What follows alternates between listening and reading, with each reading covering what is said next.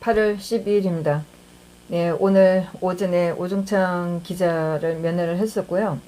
예, 오후 2시에 시민혁명, 자유책임 시민혁명 연속기획 시리즈 3차 여기에 갔습니다.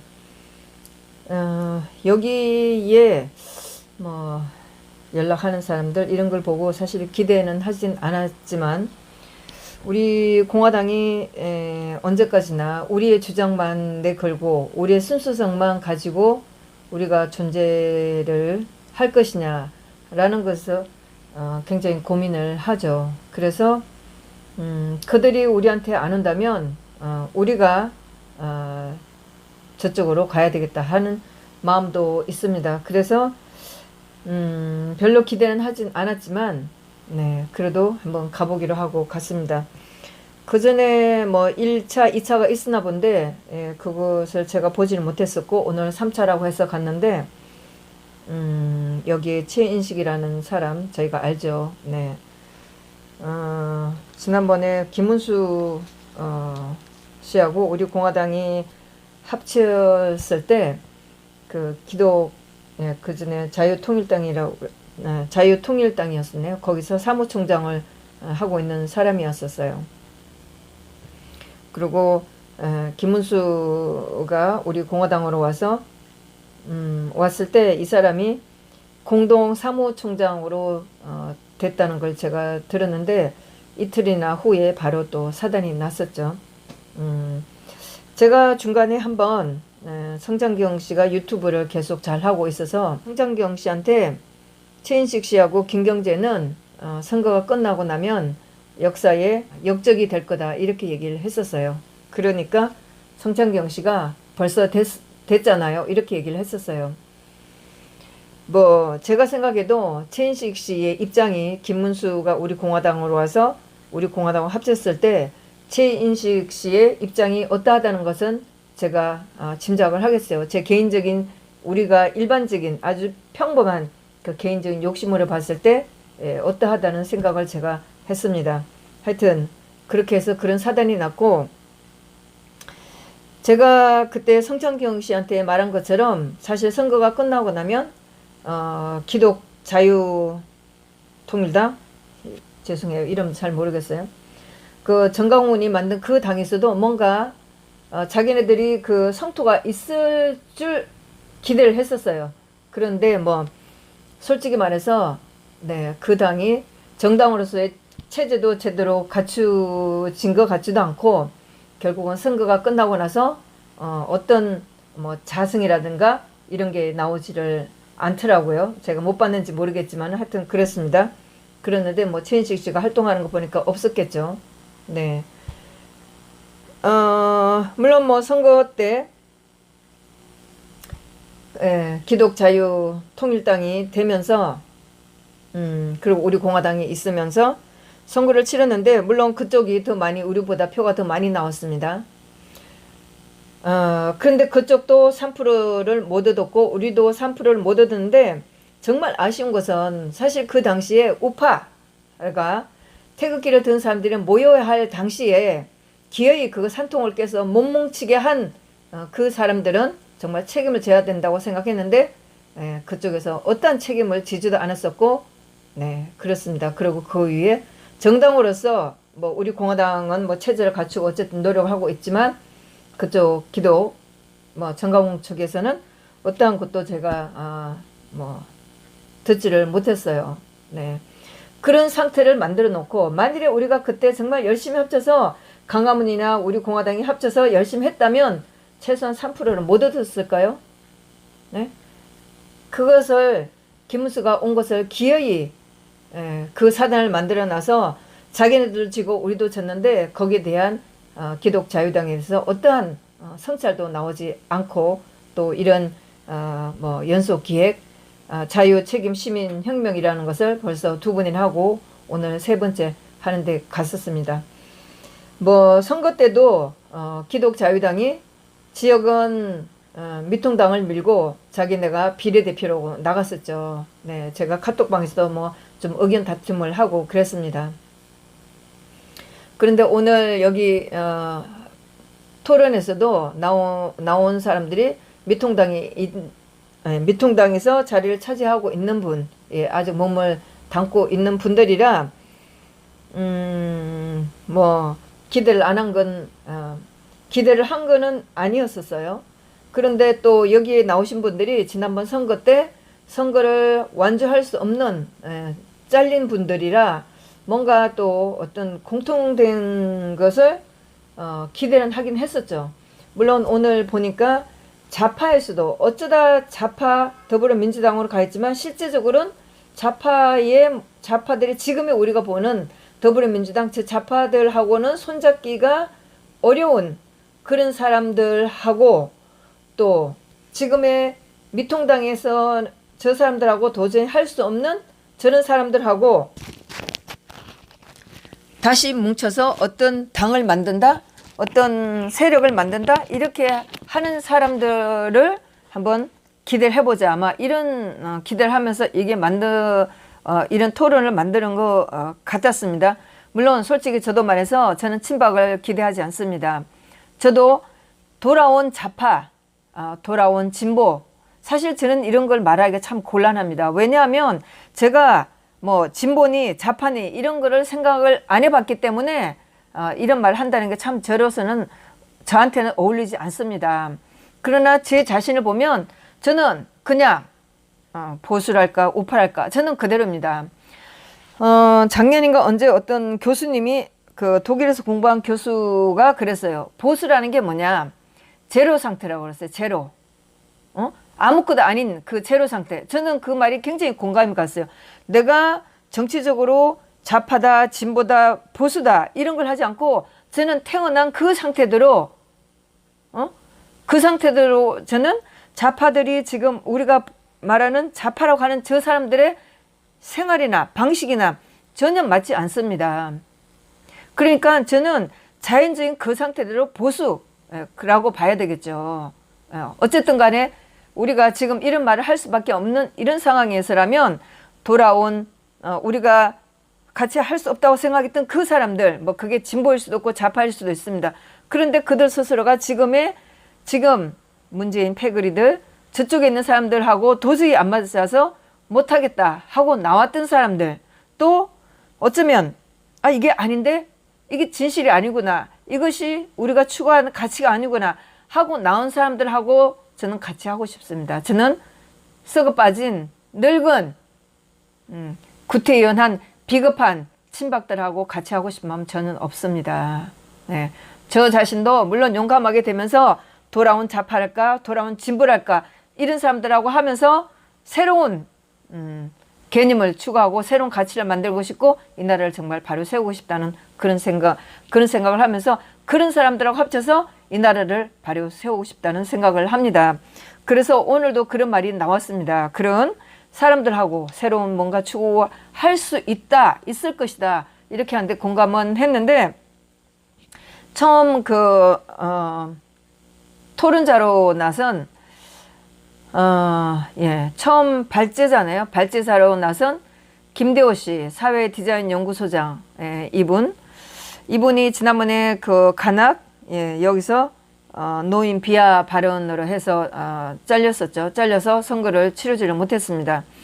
저는 그분이 굉장히 억울하다고 생각합니다. 사실 그분이 노인 장애라 노인 비하를 한 게 아니고 나이가 들면 누구라도 장애자적인 그런 삶이다. 저는 공감을 하거든요. 사실 우리가 나이 들어가면서 균형을 제대로 못 잡는다든가 뭐 여러 가지로 몸에 말을 안 들어서 이제 둔한 상황이 되죠. 그래서 저는 그게 비하가 아니라 충분히 나이가 들면 우리 신체적으로 불균형이 올 수도 있고 하기 때문에 그런 거는 그렇게 노인 비하라고 아닌데 하여튼 김정은이가 이 사람을 어떻게 해서 잘라버렸습니다. 그래서 선거를 치르지 못했었고, 또 이분이 한민호 본부장이 초대한 방송에도 나왔습니다. 뭐 목소리도 좋고 사실 괜찮았는데 오늘 이제 이분이 좀 발제자로서 얘기가 좀 길었습니다. 네, 그랬는데 이분 얘기를 다 들으면서 또 다른 분 남정욱 씨, 대한민국 문화예술 공동대표라고 하면서 이 사람 작가라고 얘기를 하는데 이 사람 얘기를 들으면서 제가 공감할 수 없는 것은 이분들 얘기가 왜 태극기를 드느냐, 왜 성주기를 드느냐, 왜 군복을 입느냐. 사실 이건 뭐 이런 말에 대해서 제가 대답한다는 것은 굉장히 유치할 수도 있는데, 이 얘기에 대해서 제가 느낀 것은 사실 이 사람들이 지금의 문제를 참 모르고 있다. 응? 지금의 보수가 어떻게 이길 것이냐, 또 선거에 졌다, 역사 전쟁에서 보수 우파가 진 거다, 이렇게 얘기를 하는데, 이게 이 사람들이 이 정도의 인식이라면 우리는 보수 우파는 진 게 확실한 거죠. 그런데 왜 졌냐, 이 원인을 제가 봤을 때는 모른다는 거예요. 이 사람들이. 응? 우리가 아무 일 없이 선거, 일상적인 선거를 치르면서 졌다면 우리가 졌다고는 할 수 있지만, 2016년에 박 대통령에 대한 탄핵, 광화문에서 일어난 일, 이거는 거짓입니다. 이거는 조작된 거고, 언론이, 좌파들이 합세해서 거짓을 만든 거고, 이게 국민들을 속인 건데, 여기에서 우리가 진 거다, 이렇게 말하기는 좀 어렵죠. 거짓에 속도록 하고, 이것을 누가 했습니까? 이거는 보수 우파가 나서서 한 거 아닙니까? 자기 당의 국회의원들이 나서서 멀쩡한 대통령을 탄핵시키도록 한 거 아닙니까? 정신만 제대로 차렸다면 태극기 국민들은 당시에 이것이 가짜다, 잘못된 거다 알아차렸는데, 국회의원들이 나서서 그 거짓에 속아서 멀쩡한 대통령을 탄핵시키도록 한 거 아닙니까? 그리고 탄핵되도록 한 것 아닙니까? 그런데 보수 우파가 진 거다? 아니죠. 보수 우파가 진 게 아니고 보수 우파가 좌파들한테 굴복을 한 거죠. 멀쩡한 대통령을, 멀쩡한 나라를 팔아넘긴 거죠. 그러면 우리가 여기에서 우리의 잘못이 뭐냐? 지금의 이 상황을 우리가 어떻게 해서 이길 수 있고 돌파할 수 있느냐? 해답은 너무나 간단합니다. 탄핵을 우리가 잘못했다. 당시에 우리가 거짓에 속아 넘어갔다. 저는 조 대표가 정규제 주필 방송, 페네마이크에 나온 방송을 5, 6번 이상 본 것 같습니다. 거기에 조 대표가 너무나 명백하게 대답을 아주 잘했습니다. 만일에 우리가 이 탄핵에 대해서 묻고 간다면, 탄핵에 대해서 정리를 안 한다면 좌파들은 시도 때도 없이 탄핵에 대해서 말 겁니다. 탄핵 세력, 적폐 세력. 우리가 적폐라는 게 뭐죠? 제가 재판에 가서 봤습니다. 모든 걸 지금 박 대통령을 비롯해서 적폐 세력이라고 하고, 국정원장 직원들을, 모든 사람들을 적폐 세력이라고 해서 지금 양승태 대법원장들 해서 사법농단이라 한 이런 재판까지 모든 것을 적폐 세력이라고 하면서 지금 재판을 하고 있습니다. 그러면 우리가 이 탄핵에 대해서 짚고 넘어가야죠. 에? 조 대표도 방송에서 얘기했습니다. 좌파들이 시도 때도 없이 탄핵에 대해서 얘기할 건데 그때 우리 어떻게 할 건데, 우리는 정면 돌파해야 된다는 겁니다. 그래, 까놓고 탄핵 뭐가 잘못됐냐 말해보자. 박 대통령의 잘못이 뭐냐? 우리가 여기 대해서 인정을 해야 됩니다. 과연 박 대통령이 탄핵당한 사유가 뭐냐? 물러서면 안 되는 거죠. 그런데 오늘 나온 분들은 그냥 보수가 졌다, 우파가 졌다, 어떻게 진 거죠? 왜 진 거죠? 거짓에 속은 거잖아요. 거짓에 속아서 멀쩡한 대통령을 파면시키고 감옥에 넣어놓고 재판을 받고 있지 않습니까? 여기에 대해서 우리가 과연 박 대통령이 죄가 있느냐? 적폐라고 해서 지금 감옥에 가 있고 재판을 받고 있는 사람들이 과연 죄가 있느냐? 우리가 이걸 정면 돌파를 해야 되는 거죠. 너무나 심플한 이 대답을 이 사람들이 안 하고 빙빙 돌려서 우파가 졌다, 보수가 졌다, 아니죠. 왜 보수가 지고 우파가 지도록 했냐 이겁니다. 지금 좌파들 보세요. 조국, 윤미향, 오늘 손혜원 선고 났습니다. 전병헌 제가 선고 받습니다. 다 까서 한번 해보자고요. 과연 누가 적폐냐고요. 에? 조국이가 2012년도에 박 대통령 선거 당시에 국정원 댓글 달았다고 해서 국정원 여직원 22살인가 그랬습니다. 오피스텔까지 찾아갔습니다. 오피스텔 주소 다 공개했습니다. 거기에 미통당 그 당시에 더불어민주당 국회의원들 찾아가고 발로 차고 문 열라고 그 어린 여직원이 방에 있는데 나오지도 못하게 해서 발로 차고 지키고 있었습니다. 조국이 딸 작년에 29살이었습니다. 성인입니다. 그 딸 외국에서도 혼자 살았습니다. 뭐가 어리죠? 네?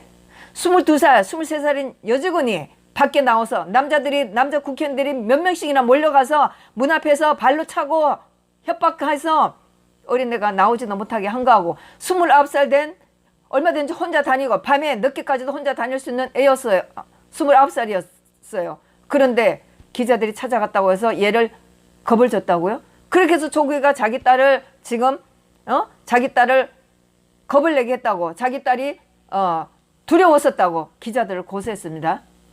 그러면 사실 우리가 이런 거 봤을 때 정말 우리가 당당하다면 조국이한테 멋지게 스매싱을 해야죠. 에? 그거를 지금 미통당이 못한다는 겁니다. 왜? 자기네가 원죄가 있기 때문에 못 때립니다. 조국이한테 손혜원이한테 못 칩니다. 왜? 자기네가 멀쩡한 대통령을 내쫓았기 때문에. 네, 멀쩡한 최승원 씨를 18년 2대 학사 비리까지 합치면 21년을 감옥소에 쳐넣었기 때문에 지금 미통당이나 보수파에 대해서는 말을 못합니다. 최소은 씨의 죄가 뭡니까? 따져보자고요. 우리가 정면 돌파를 해야죠. 최소은 씨의 딸 정유라 2대 학사 비리 해갖고 3년 받았습니다. 따져보자고요. 이거 정면 돌파해서 그래 해야죠. 그런데 미통당 못합니다. 정말 답답하죠. 과연 누가 적폐고 누가 문제인지 정면 돌파해서 까보자 이겁니다. 그런데 멀쩡한 대통령 감옥에 넣어놓고 최순 씨 지금 감옥에 넣어놓고 수많은 국정원장들 국정원 직원들 대법관 했던 분들 대법원장 지금 재판받게 하고 있습니다. 여기 대해서 말 못하고 있습니다. 제가 대법원장 재판들 대법관들 재판대 들어가면 전부 다 직권남용 하면서 재판받고 있을 때 정말 저는 분노합니다. 직권남용? 지난번에 한번 양성태 대법원장 또 두 대법관 재판받고 있는데 증인이 하나 나왔습니다. 검사들이 신문을 했습니다. 그래서 이쪽에 변호사 측에서 그분은 그 위에서 지시받은 거 가지고 업무를 했다. 그런데 왜 검사들이 거기에 대해서 추궁을 하냐 뭐 이런 식으로 변호사들이 얘기를 했어요. 그러니까 검사가 뭐라고 한 줄 아십니까? 위에서 지시를 받고 업무를 했어도 직권남용이다 이러는 거예요. 직권남용 정말 누가 하고 있는지 지금 미통당에서 정면으로 해서 누가 정말 적폐고 누가 잘못인지 한번 까보자 이렇게 해야 되는데 미통당 안 하고 있습니다. 오늘 나오신 분들도 마찬가지예요. 보수가 왜 졌냐? 우파가 왜 졌냐? 멀쩡한 대통령을 내쫓고 감옥에 넣어놓고 사실도 모르고 하니까 대답을 못하니까 자기네들과 밀리는 거죠. 좌파들이 지금 보세요. 오늘 윤상현 국회의원이 어제 오늘 박 대통령 사면해라 이렇게 하니까 뭐 정의당 민주당이 나서서 무슨 소리냐? 에? 말 못하잖아요. 더 이상 자기는 공격 못하잖아요. 박 대통령이 죄가 뭐냐 따져보자. 한번 정면 돌파를 해야죠. 그리고 이분들 얘기가 왜 성적을 드냐?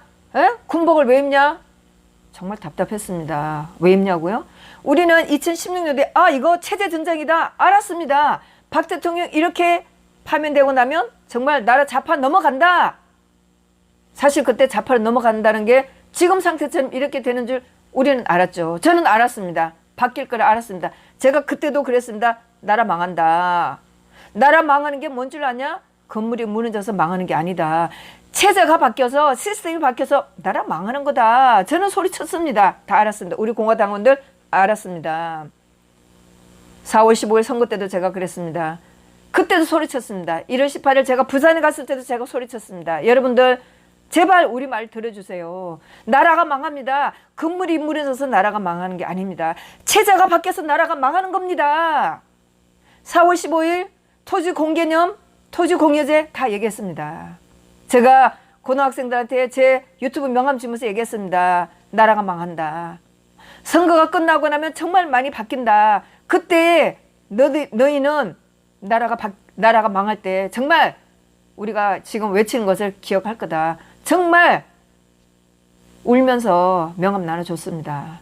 이런 결과 왔지 않았습니까? 이런 지금 결과. 이거는 체제 싸움이기 때문에 우리가 성적기를 들고 제발 미국 트럼프 대통령 우리나라 구해주세요. 우리를 제발 알아주세요. 이렇게 해서 우리가 성적이 든 거 아닙니까? 우리가 뭐 미국의 식민지라서 미국을 동경했습니까? 지금 우리나라가 지금 좌파들 공산주의 이렇게 했을 때 그나마 우리가 기대할 데가 어디 있습니까? 미국 아닙니까? 지금 아직도 유엔의 이름으로 미국이 와 있고 그러니까 우리가 미국한테 도와달라고 성적이 드는 거 아닙니까? 그리고 작년 2019년 네, 조은진 대표님께서 미국을 방문했습니다. 미국 방문을 하고 미국 백악관 프레스센터에서 기자들하고 같이 기자회견도 하고 네, 식사도 같이 했습니다. 거기에서 트럼프 대통령께 기도해주는 여자 목사님, 우리가 성적기를 들고 싸워주는 것에 대해서 감동해서 그분 울었습니다. 왜 이게 효과가 없습니까? 군복 입는 거요? 체제 싸움입니다. 우리가 젊은이들한테 양복을 입고 나가면 걔네들이 우리를 뭘로 보나요? 우리를 좋게 보나요? 아닙니다. 우리는 이 나라가 망하고 있고 이게 정말 체제 싸움이고 정말 큰일 났다. 나라가 넘어간다. 이렇게 해서 정말 군인 같은 군복을 입고 6.25 때 월남에서 싸웠던 그 기분으로 어르신들이 군복을 입고 나온 겁니다. 우리도 파티복 입고 나오고 싶습니다. 멋진 옷 입고 집회 가지 않고 거기 나가서 히다거리는 거, 공연하는 거, 쇼 보는 것처럼 하고 싶습니다. 그런데 저는 그렇게 한가롭지 않다고 생각해요. 나라가 지금 넘어가고 있는데 젊은이들한테 우리가 꽃놀이 가듯이 이쁜 옷을 입고 나와서 양복을 입고 나와서 산들산들한 옷을 입고 나와서 젊은이들아 우리 정말 너네들한테 잘 보이려고 하지 않니? 제발 우리 좀 알아다오. 우리가 지금 이렇게 한가한가요? 정말 저는 오늘 여기 나오신 분들이 정말 나라가 넘어가고 있다는 걸 모른다고 저는 생각해요. 왜 우리만 정말 태극기 집회에 나온 우리만 정말 나라가 넘어간다고 울부짖고 있는지 억울합니다. 교수고 판사고 검사고 변호사고 정말 뭐 하는 겁니까? 네? 집회에 나온 분들이 군복을 입었다, 성적기를 들었다, 한심하다, 젊은 애들이 안 본다. 설득을 시키세요. 당신네들이 교수고 변호사고 검사면 젊은 애들한테 설득을 시켜줘야죠. 우리가 정말 우리 공화당 3년 4년째입니다. 맨날 군복 입고 우리가 어디 가서나 앉을 준비하고 싸울 준비하고 나올 때 우리가 야들야들한 드레스를 입고 나오길 바랍니까? 남자들 마찬가지예요. 비싼 양복 입고 나오길 바랍니까? 뭐 하는 겁니까?